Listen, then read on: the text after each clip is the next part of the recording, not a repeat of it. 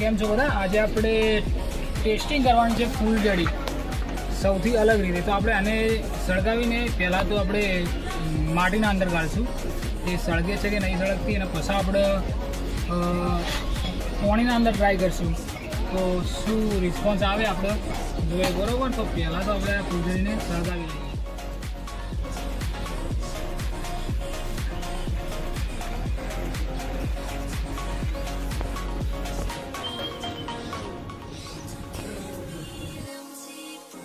તો જુઓ ભાઈ, તમે જોઈ શકો માટીના અંદર તો ફૂલઝડી ચાલુ જ રહે, તમે જોઈ શકો. જુઓ ખાલે, જો હું ફરી એકવાર તમને ટ્રાય કરીને બતાવું કે માટીમાં ચાલુ જ રહે.